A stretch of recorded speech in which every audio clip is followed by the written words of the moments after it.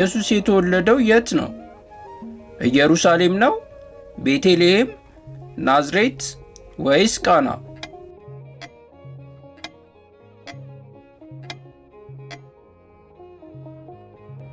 ኢየሱስ የተወለደው በቤተልሔም ነው። ጥያቄ ቁጥር 2 ሰብአ ሰገልን ኢየሱስ ወደ ተወለደበት ስፍራ ሲመራቸው የነበረው ምን ነበር? ካርታ፣ መልአክ፣ ኮከብ ወይስ ስዕል?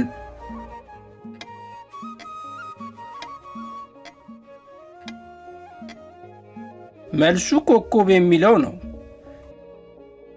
ጥያቄ ቁጥር 3 ኢየሱስ ተአምራዊ በሆነ መንገድ የተራመደው በምን ላይ ነበር? በውሃ ላይ፣ በእሳት ላይ፣ በጭስ ውስጥ፣ በቀስተ ደመና?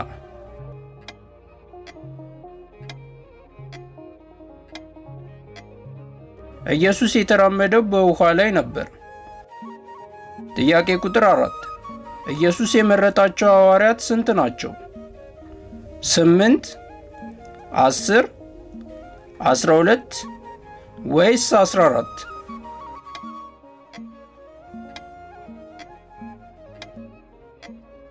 ኢየሱስ 12 ሐዋርያትን መርጧል። ጥያቄ ቁጥር 5 ኢየሱስ ውሃውን ወደ ወይን ጠጅ የቀየረው በምን አይነት ቦታ ላይ ነበር? በልደት ላይ፣ በለቅሶ ቤት፣ በአይሁድ ክብረ በዓል ላይ፣ በሰርግ ቤት?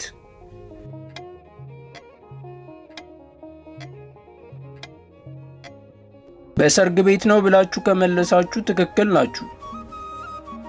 ጥያቄ ቁጥር 6 ኢየሱስ በተራራው ስብከቱ በጠላቶቻችን ላይ ምን እንድናደርግ አስተማረ?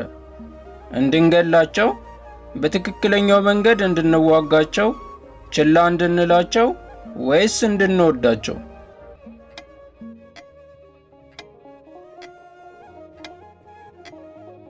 መልሱ እንድንወዳቸው የሚለው ነው። ጥያቄ ቁጥር 7 ኢየሱስን የካደው ሐዋርያ ስም ማን ነው? ዮሐንስ፣ ይሁዳ፣ በርተሎሜዎስ፣ ማቴዎስ?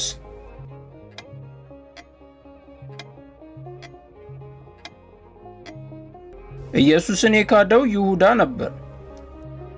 ጥያቄ ቁጥር 8 በኢየሱስ ላይ ሲያሾፍ የነበረው ወታደር በራሱ ሊያስቀመጠው አክሊል ከምን የተሰራ ነበር?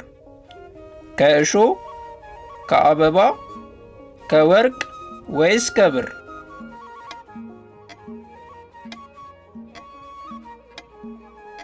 መልሱ ከእሾህ የሚለው ነው። ቀጣዮቹ ጥያቄዎች ምርጫ አይደሉም። ጥያቄ ቁጥር 9 ኢየሱስ ሲወለድ የተሰጡት 3 ስጦታዎች ምን ምን ናቸው?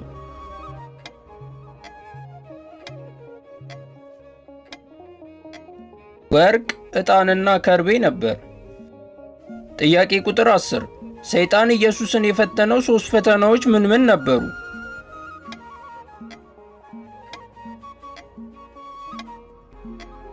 አንደኛ ድንጋዩን ወደ እንጀራ እንዲቀይር፣ ሁለተኛ ከመቅደሱ ጫፍ ላይ ራሱን እንዲወረውር፣ ሶስተኛ ወድቆ ቢሰግድለት የዓለምን መንግስታት ከነክብራቸው እንደሚሰጠው በመግለጽ